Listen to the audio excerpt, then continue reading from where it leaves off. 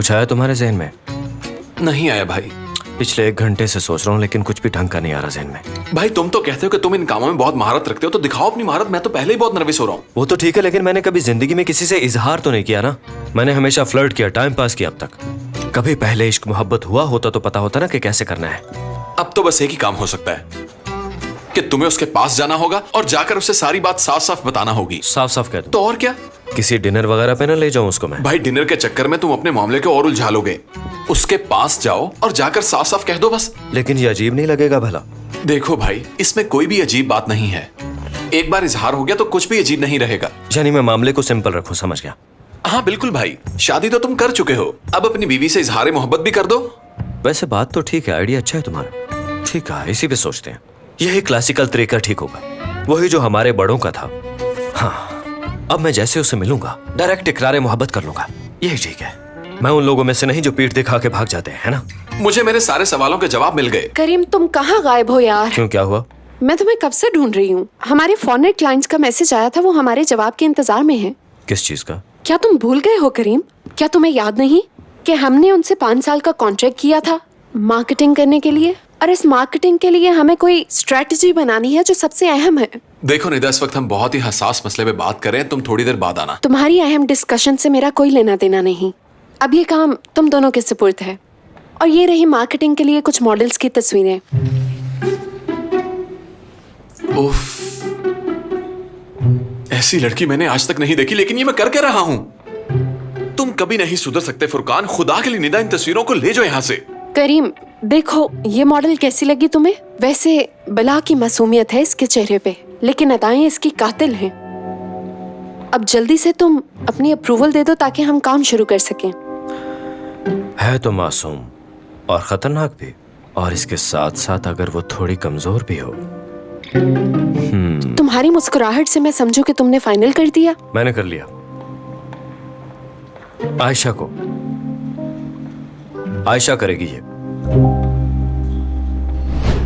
अम्मी, आप भी तो हर बात पे मुझे ही कसूरवार ठहराती हैं, इसलिए मुझे अब भी गुस्सा आ गया। माफ कर दें। मैं जानबूझकर आपसे झगड़ा नहीं करती। हम इंसान हैं और इंसान गलतियों का पुतला होता है। हाँ ठीक है नजमा, तुमने बिल्कुल ठीक कहा, ये सच है। तुम कभी कभी रजा के साथ भी ऐसे ही कर जाती हो जिसकी वजह से उससे गुस्सा आ जाता है। मैं भी तो बस यही कह रही थी। देखिए, मैं सुलह करना चाहती हूँ और अम्मी फिर से वही बातें करना शुरू हो गई हैं। नजमा, मैंने कहा ना बहुत हो गया। क्या हम अदालत में खड़े हैं कि एक दूसरे पर इल्जाम लगाना जरूरी है? अब आपने देख लिया ना कि ये दोनों कैसी हैं। अब आप खुद ही बताइए कि इन दोनों के साथ मैं कैसे नॉर्मल रह सकता हूँ। हर रोज यही कुछ देखने को मिलता है मुझे। क्या आपको लगता है कि इनकी अंडरस्टैंडिंग आपस में अच्छी है?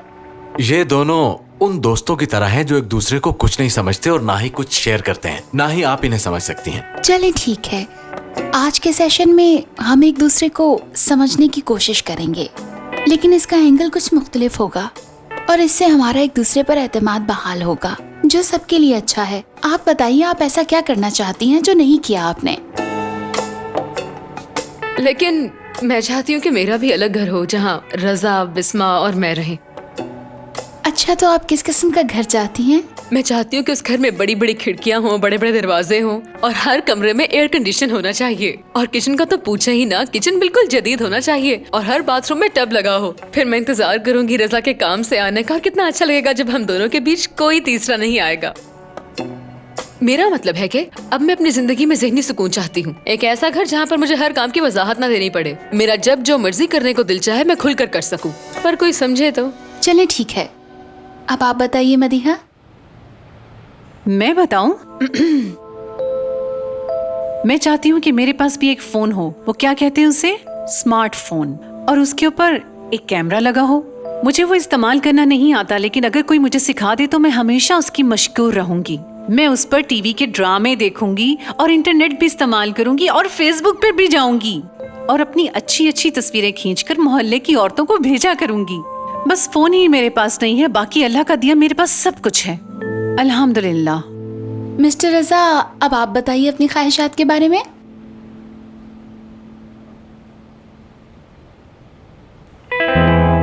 नहीं, मुझे कुछ नहीं चाहिए। क्या कुछ नहीं? वो इंसान ही क्या जिसकी ख्वाहिशात ना हो? मैंने सच ही तो कहा है, मुझे वाकई कुछ नहीं चाहिए।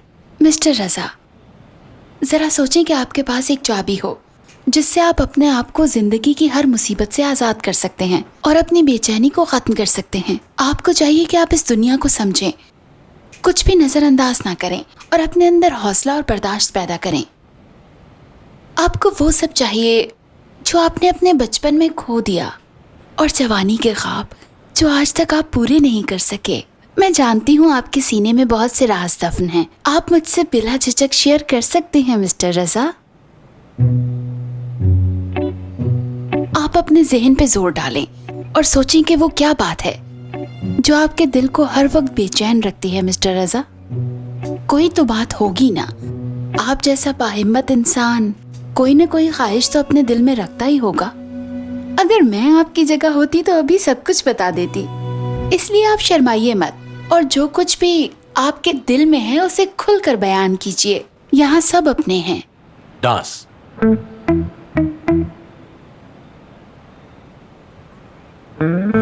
मैं सिर्फ डांस करना चाहता हूँ। हमारा रेस्टोरेंट इस्तांबुल का नंबर 1 रेस्टोरेंट है। आप वहाँ पर तशरीफ लाइए, लंच कीजिए और डिनर कीजिए। डिनर से याद आया, हम डिनर कहाँ करने जाएंगे आज? और मेरी प्यारी बेटी, तुम ही बताओ ना कि आज हम कहाँ जाएं? मछली खाना चाहती हो, मगर वो खाने से मामा की तबीयत खराब हो जाती है। हमें ये बात तुम्हारे बाबा को पहले बताना होगी ताकि वो कुछ और अरेंज कर लें। तुम खुद को रिलैक्स रखो।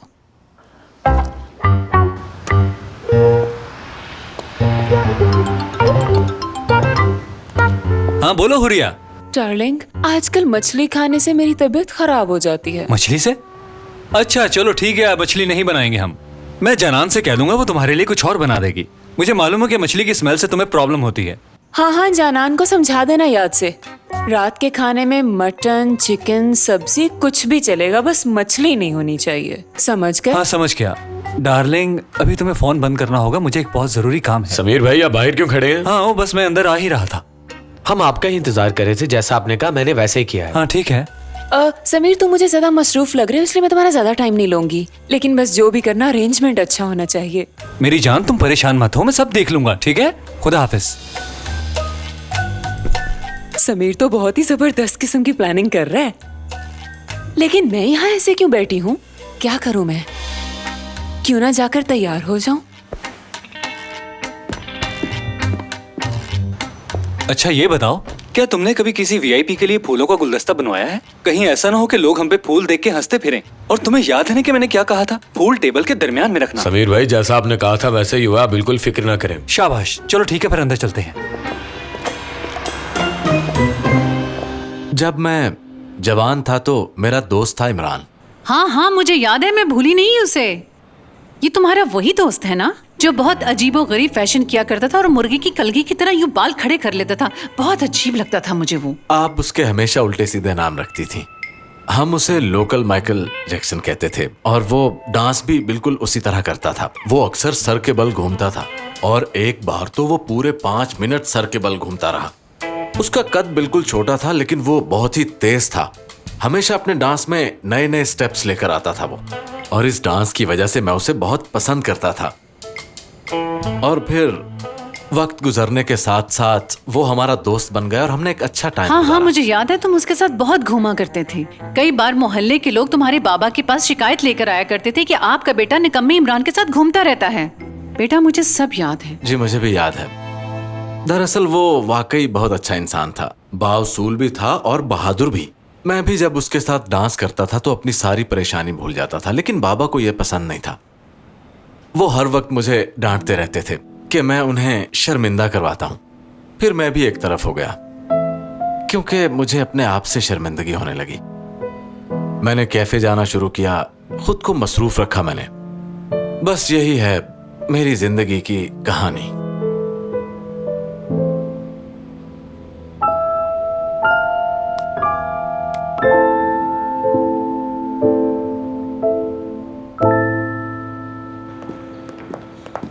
करीम, जैसा तुम चाहो वैसा ही हो, ये नहीं होगा।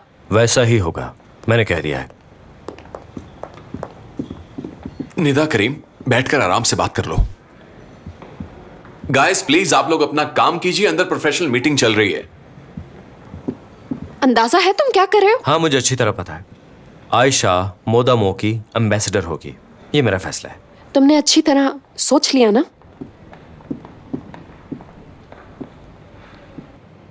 तुम किस तरह एक लड़की को मोदामो की ब्रांड एम्बेसडर बनाना चाहते हो जो तलाक लेकर जाने वाली है? हम लोग अगले 5 साल की प्लानिंग कर रहे हैं और वो सिर्फ चंद दिनों की मेहमान है। हाँ, ये बात कंफ्यूज कर रही है मुझे। जरा प्रोफेशनली सोचो निदा, लास्ट कैंपेन में आयशा को बहुत पसंद किया गया था। वैसे भी अब वो एक प्रोफेशनल आर्टिस्ट है, मॉडल है। उसे बहुत से ब्रांड्स हायर करना चाहते हैं, बहुत ऑफर्स हैं उसके पास। जब घर में इतनी अच्छी आर्टिस्ट है तो बाहर देखने का फायदा क्या? ऐसा कभी नहीं होगा। क्यों नहीं होगा बोलो? हमारा स्लोगन भूल गई हो? हम हर जमाने में नए अंदाज से लौटेंगे, याद है ना? हाँ, अभी तुमने खुद कहा कि वो मासूम भी हो और खतरनाक भी, है ना? वो नाजुक भी हो और अंदर से स्ट्रांग भी। आयशा ऐसी ही तो है। ओके, अब ये किस्सा खत्म हो गया, आयशा फाइनल है। तुम भूल रहे हो करीम, कंपनी का कोई फैसला तुम अकेले नहीं ले सकते। मैं भी इसमें तुम्हारे साथ बराबर की शरीक हूँ। ठीक है, ठीक है, एक काम करते हैं, तुम ऐसा करो, अपनी मॉडल ले आओ और मैं अपनी मॉडल ले आता हूँ। उस पे वोटिंग करवा लेते हैं, जिसको ज्यादा वोट मिलेंगे उसी को फाइनल कर लिया जाएगा। ओके? ये होगा कैसे? होगा, हम अपना अपना कैंडिडेट तैयार करेंगे और इलेक्शन करवाएंगे। फिर हम अपने ब्रांड से अपने उम्मीदवार का तारुफ करवाएंगे और जिसको ज्यादा वोट मिलेंगे वही सिलेक्ट हो जाएगा। क्यों ना हम ये आखिरी फैसला उन्हीं से ले लें, क्या कहती हो? वो अपना फैसला हमारे फैसले से शेयर करेंगे और जिसको वो लोग चाहेंगे वही उनका ब्रांड एम्बेसडर होगा। भाई, आखिर जो प्रोडक्ट्स बिकनी है वो तो उन्हीं की होंगी ना, और डेमोक्रेसी प्रिवेल करती है, जो कि बेहतर है। तो फिर ठीक है, मैं तैयार हूँ।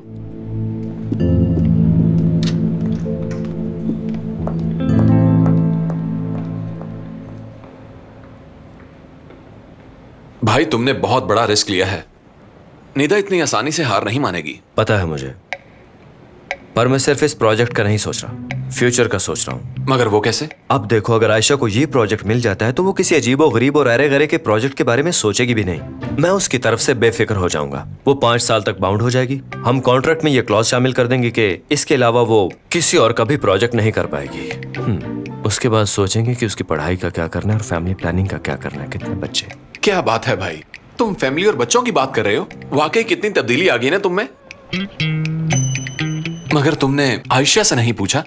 अगर उसने इनकार कर दिया तो फिर क्या होगा यार? क्यों इनकार करेगी? वो हाँ करेगी, देखना, फौरन कबूल करेगी। चलो।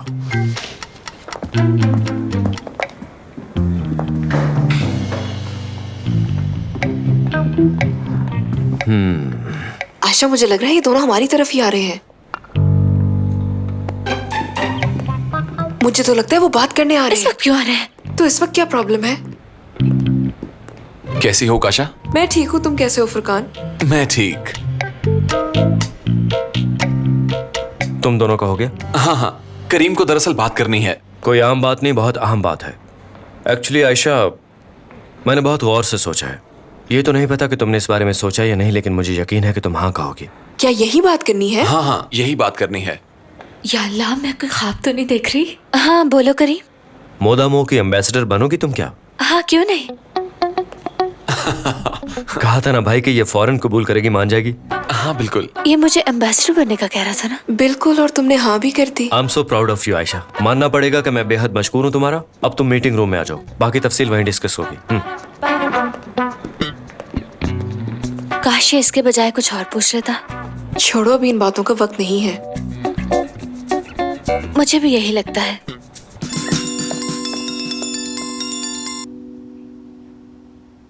हाँ बेटी, बोलो, क्या खबर है? वो आयशा को मोदामो की ब्रांड एम्बेसडर बना रहा है, वो भी पूरे 5 साल के लिए। जरा आराम से बात करो निदा, मुझे तुम्हारी बिल्कुल भी समझ नहीं आ रही। आंटी, करीम आयशा को मोदामो की ब्रांड एम्बेसडर बनाना चाहता है, यानी आयशा अगले 5 साल के लिए हमारी ऑफिशियल मॉडल बन जाएगी।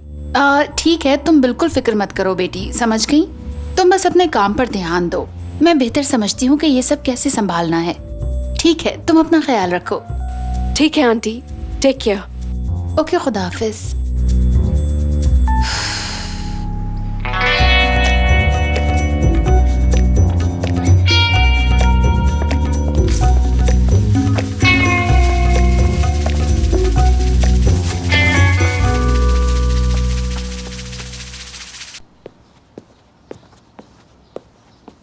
ये घर की मलिका के लिए। क्या कहा, किसके लिए? मैंने सोच लिया है, आज से हम रिवायती ससुरालियों की तरह रहा करेंगे। यानी कि आज से आप मेरी अम्मी नहीं सास हैं और मैं आपकी बहू हूँ, क्योंकि आपका बेटा अच्छा है और बहू तो हमेशा बुरी होती है। तो आज से फिर मैं भी माँ नहीं बल्कि सास हूँ। मैं भी आज से तुम्हें बेटी नहीं बल्कि बहू कहकर ही बुलाया करूंगी। हाँ, तो पहले आप मुझे कौन सा बेटी समझती हैं? याद करके बताएं कि क्या कभी एक बार भी आपने मुझे बेटी समझा है? किस कदर नाशुक्री हो तुम नजमा। ऐसी होती है सासें जो खुश नहीं होती। खुश आमदीद बेटा। खुश आमदीद मेरी जिंदगी।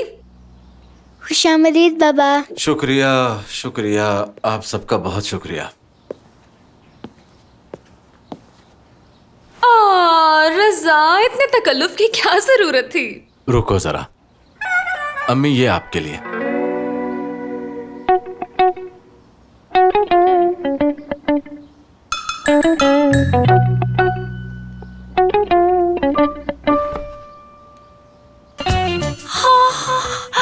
अरे बेटा क्या बात है, मगर तुमने इतना खर्चा क्यों किया? अम्मी आपने भी तो हमेशा हमारी ख्वाहिशें पूरी की हैं, आप इसे इस्तेमाल कीजिए। ये तो बहुत प्यारा है बेटा, और रंग भी कितना अच्छा है। बहुत शुक्रिया बेटा। दादी जान मुझे भी अपना फोन दिखाएं। हाँ देखो। आपको बहुत बहुत मुबारक हो दादी जान। शुक्रिया मेरी बच्ची। नजमा, तुम जरा अम्मी की मदद करो, इन्हें सब समझाओ, और वो जो फेस होती है वो भी सब डाल दो इसमें। मुझे नहीं पता फेसबुक का, क्योंकि मेरे फोन का मॉडल तो पुराना है ना, इसलिए। नजमा, तुम्हें कौन सा काम नहीं आता? क्या तुम्हें वाकई कुछ नहीं आता नजमा? एक बार कह दिया ना मुझे कुछ नहीं आता, सब कुछ खुद ही कर लीजिए। दफा। अम्मी अब आप खुद ही देख लीजिए। फोन तो बहुत प्यारा है बेटा, काफी महंगा होगा ना ये? अम्मी आपको महंगे सस्ते से क्या, आप इसे इस्तेमाल कीजिए, जिंदगी एंजॉय कीजिए। हाँ, जुग जुग जियो मेरे प्यारे बेटे। अच्छा, तो क्या सब तैयार है, यानी सारे आउटफिट्स वगैरह? सब कुछ रेडी है, कॉस्ट्यूम्स, जूते, ज्वेलरी, बस इंतजार है तो आपकी परमिशन का। काश ये ड्रेसेस मैं पहन भी सकती। एक मिनट रुको, मैं तुम्हें आज दिखाती हूँ। चलें, बस सब ठीक है। क्या सब ठीक है भाई? हम सब लोग शूट के लिए निकल रहे हैं और तुम कह रहे हो कि सब ठीक है? हाँ बिल्कुल भाई, मैं बिल्कुल रेडी हूँ, और आई एम श्योर कि हम जरा हटके करेंगे, आयशा की तरह, मोदामो की तरह। आयशा ही हमारे स्लोगन को जस्टिफाई करती है, और ये जरूर अच्छा करेगी। और इसके अलावा मेरे माइंड में एक क्रेजी प्लान है, बस तुम देखते जाओ क्या होता है, कमाल कर दूंगा। हाँ चलो चलो। हाँ हाँ ठीक है, मैं समझ गई, बिल्कुल समझ गई। अपना ख्याल रखना। क्या हुआ? अभी वो सब मसरूफ है निदा मैम। जी जी, फिलहाल नया प्रोजेक्ट नहीं हो रहा। हाँ, बाकी सब ठीक है, लेकिन वो लोग एडवांस बुकिंग का कह रहे हैं। तो प्रॉब्लम क्या है, कर लो एडवांस बुकिंग। जी माफ कीजिएगा। अच्छा, तो मैं कह रहा था कि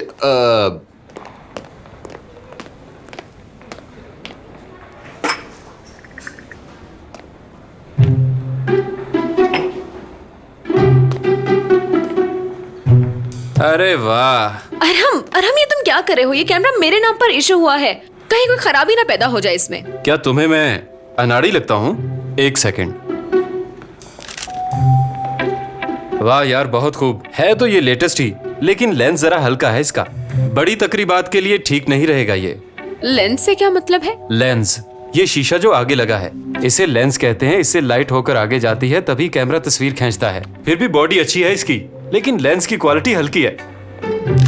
अच्छा अरहम, ठीक है, हम समझ गए हैं। हाँ ठीक है, मैं फिर कह रहा हूँ इसका कैप संभाल के रखना, क्योंकि लेंस की क्वालिटी बहुत हल्की है, इसलिए जरूरी है। ठीक है, अब अपना काम करो। ये तुम्हारे ही आगे पीछे क्यों होता है हर वक्त? अब तो मैं ऑफिस के लोगों से भी सुनने लगा हूँ कि तुम दोनों लैला मजनू हो। तुम्हें हम पे नजर रखने के अलावा और कोई काम नहीं है क्या? मेरी बजाय अपने काम पर भी ध्यान दिया करो। निदा मैडम, हम फोटो शूट के लिए तैयार हैं। हाँ ठीक है, थोड़ा इंतजार करो। वैसे हम लोग कुछ हटके क्यों नहीं सोचते? फुरकान को लेने दो तस्वीरें, वो तस्वीरें लेगा तो सारी टेंशन दूर हो जाएगी। हाँ ठीक है, चलो अब। मैं भी तो हमेशा से यही कह रहा हूँ। मगर मैं कुछ नहीं कहूंगी, कुछ भी नहीं। फुरकान, आज तुम्हें जरा रुकना होगा। नहीं, मैं नहीं रुक सकता। दरअसल हमें एक फोटोग्राफर चाहिए, उसके लिए हमें तुम्हारी जरूरत है। इस वक्त मेरा दिल चाह रहा है मैं निदा के बाल नोच लूं। उसे फुरकान से ऐसे बात नहीं करनी चाहिए। क्या फुरकान उसका पर्सनल लॉकर है? ये वक्त इस बात के लिए मुनासिब नहीं है। हम इस वक्त ऑफिस से बाहर शूट के लिए जा रहे हैं, फुरकान फ्री नहीं है। ठीक है, तो वापस आके कर देना। हमारा काम काफी लंबा है, पता नहीं कितना टाइम लग जाए वहाँ। मुझे कोई प्रॉब्लम नहीं है, पहले तुम वहाँ का काम निपटा लो, फिर तुम यहाँ आके कर देना। क्या बात कर रही हो? क्या ये 24 घंटे काम करेगा? ये काम नहीं करेगा। मैं किसी का गुलाम नहीं, 5 बजे ऑफिस बंद हो जाता है। सही कह रहे हो तुम। इसका मतलब यह है कि हम सबको टाइम की कदर का अंदाजा होना चाहिए और ह्यूमन राइट्स पे भी नजर होनी चाहिए। आओ सब चलें, देर हो रही है।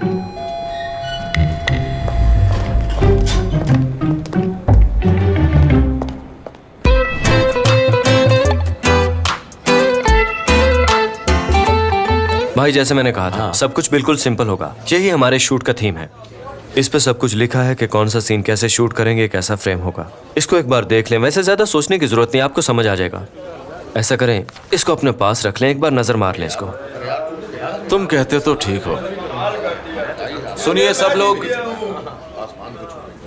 हेलो, आपसे कह रहा हूं मैं, सब लोग आराम से बैठे और यहाँ कोई शोर ना मचाए। आराम से भाई, आप परेशान ना हो। इन लोगों से मैं बात कर लेता हूँ। कैसे हैं आप सब लोग? ठीक है, शुक्रिया, हम ठीक हैं। हम लोग यहाँ पे एक शूट करने वाले हैं, इसलिए आप सब लोगों से इल्तमास है कि उसके दौरान जरा खामोश। करीम, मैंने कहा था ना, ये तुम्हारे बस की बात नहीं है। चुप भाई, मुझे मत भूल जाना। तुम समझते ही नहीं, क्या है ये? यहाँ पर एक शूटिंग होने वाली है और तुम लोग किसी को डिस्टर्ब नहीं करोगे। वो लोग जैसा कहेंगे वैसा करना होगा तुम सबने, और किसी को अपनी जगह से उठ कर बाहर देखने की जरूरत नहीं है और ना ही जाने की जरूरत है। जी समझ गए भाई। आवाज नहीं आ रही मुझे। अब सुना मैंने। इनमें से कोई तुम्हें चाहिए तो बोल दो। लेकिन इनको अजीब नहीं लगेगा? ये तुम कैसी बातें कर रहे हो? ये लोग खुशी से आएंगे। तुम में से कैमरे के सामने कौन आएगा? मैं भी आऊंगा भाई। अब तुम खुद ही चुन लो इनमें से। ठीक है, थैंक यू वेरी मच भाई। देख लो। आप आ जाएं, आप प्लीज आ गए जी। क्या मैं भी आऊं भाई? फुरकान भाई मुझे भी ले लो शूटिंग में, मेरी आखिरी ख्वाहिश भी पूरी कर दो। हाँ यार, मेरे ख्याल से वो ठीक है। वही। बुजुर्ग आप भी आ जाएं। अरे वाह, या अल्लाह, तूने मेरी सुन ली। ये तुम्हारे लिए फायदेमंद साबित होगा। मुझे भी एक चांस है भाई। इसके अलावा एक और चाहिए होगा। कौन हो भला? ठीक है, इतने काफी होंगे। आप ऐसा कीजिए, वहां बैठ जाएं, अपना काम कीजिए। शुक्रिया। क्या मैं भी आऊं भाई? आप आइए रजा भाई। क्या मुझे भी आना है? जी जी, चलिए ना। अरे मैं क्या करूँ? रजा भाई जिद मत कीजिए। तुम्हें तो अच्छी तरह पता है कि मैं ये सब नहीं जानता। कुछ नहीं होगा भाई, जरा सोचें, आप मशहूर हो जाएंगे। हम इसकी होर्डिंग्स पूरे शहर में लगाने वाले हैं, आ जाइए। चलो तुम कहते हो तो मान लेता हूँ, एक कोशिश करके देख लेते हैं हम भी क्या होता है। ठीक है, शुक्रिया आपका।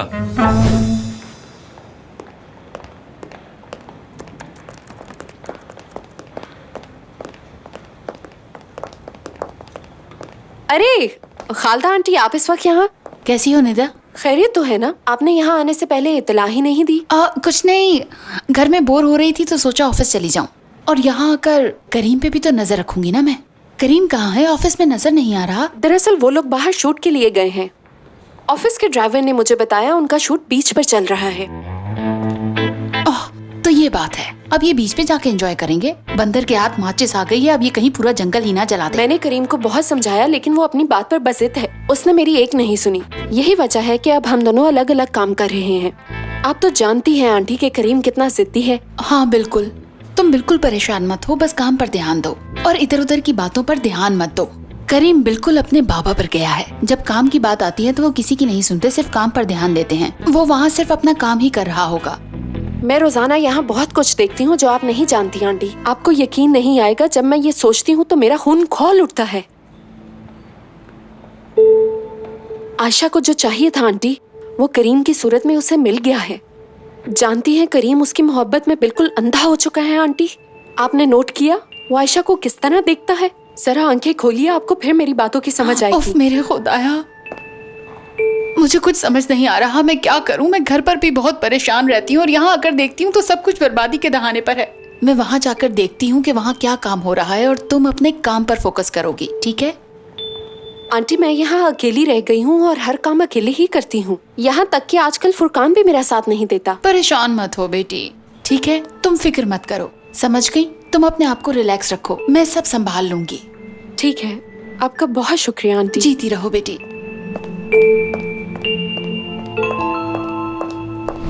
ओकाशा, अगर मैं तुम्हारे ही मशवरों पे चलती रही ना तो जल्दी ही मेरा नाम हारे हुए उम्मीदवारों में आ जाएगा। आयशा मैडम, मैं कुछ चीजें लेकर आई हूँ। देखो, मैं तुम्हें अपने माजी के तजुर्बे के हिसाब से बात बता रही हूँ। पता नहीं क्यों मुझे ऐसा लगता है यहाँ कुछ अजीब होने वाला है। करीम और फुरकान के इरादे ठीक नहीं लग रहे मुझे। तुमने देखा नहीं करीम फुरकान को कैसे देख रहा था? सच पूछो तो मेरी नजर में ये शूट सिर्फ एक बहाना है। दरअसल करीम तुमसे अपनी दिल की बात करना चाहता है। देखना, अगर उसने तुमसे आज अपनी मोहब्बत का इजहार ना किया तो तुम मेरा नाम ओकाशा की बजाय कुछ और रख देना। और सच बात तो यह है कि वो तुमसे प्यार करने लगा है। हाँ, यहाँ आने के बाद मुझे कुछ ऐसा ही महसूस हुआ था।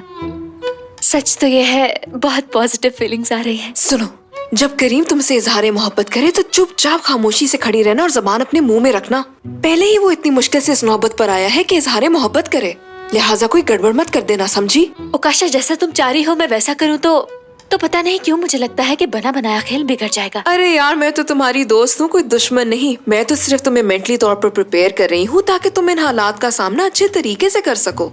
आयशा, मेरी बात सुनो, मैं लिख कर देने के लिए तैयार हूँ कि वो आज इजहार मोहब्बत जरूर करेगा, समझ गई? दरअसल तुम और करीम एक दूसरे के लिए पॉजिटिव हो चुके हो, और अब अगर मुझे किसी बात की फिक्र है तो सिर्फ फुरकान और अपनी। वो अच्छा लड़का है मगर मैं उससे गुस्से से पेश आती हूँ, लेकिन अब मैंने सोचा है मैं ऐसा नहीं करूंगी। अच्छा, मैं कह रही थी क्यों ना हम चारों मिलकर कोई छोटी सी गेट टुगेदर कर ले, क्या ख्याल है? हाँ, कितना मजा आएगा, हम चारों होंगे और मोहब्बत होगी।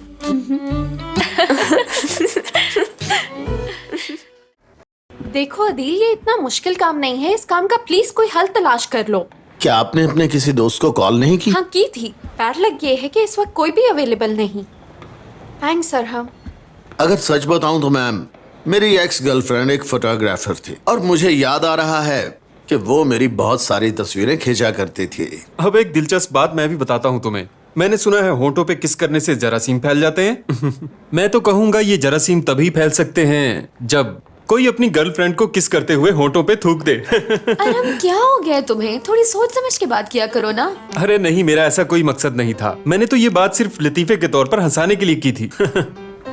और अदील, इस बात का ध्यान रहे, पिछली बार की तरह कोई भी गैर जिम्मेदाराना हरकत नहीं होनी चाहिए। पता है ना पिछली दफा कितने बाल बाल बच्चे थे हम। अरे निदा मैम, ऐसा नहीं है। जैसा कि आप समझ रही हैं, हम दोनों के आइडियाज एक जैसे थे। आप किसी से भी पूछ सकती हैं। ये सब मुझे मत सुनाओ, जो मैं देख सकती हूँ तुम नहीं, इतनी सी बात है। देखो, मेरी आंखों में देखो, ये वही आंखें हैं ना जिनमें तुम्हें अपना आइडियल नजर आता है। और हम तुम बिना।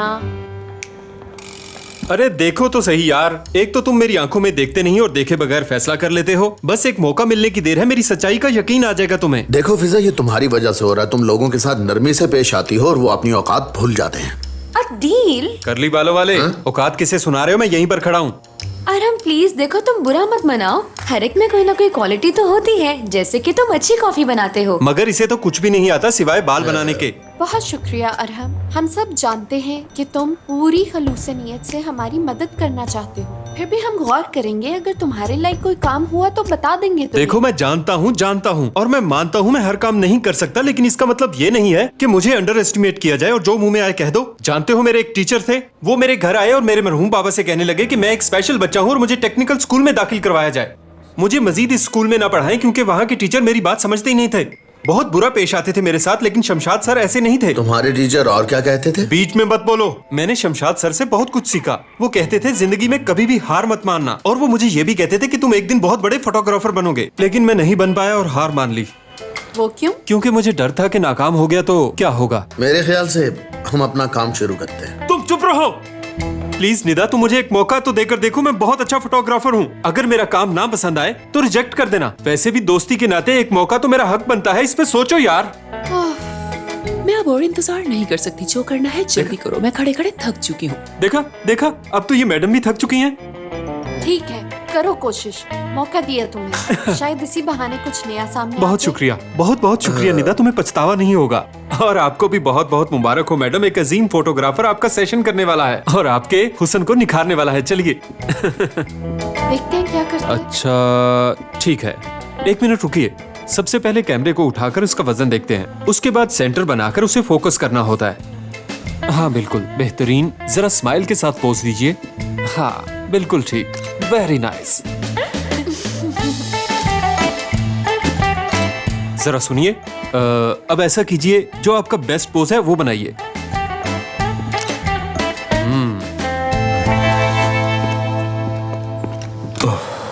हाँ,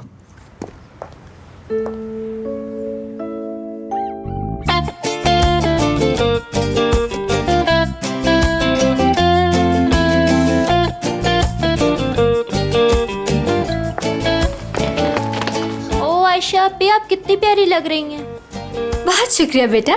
तालियां तालियां।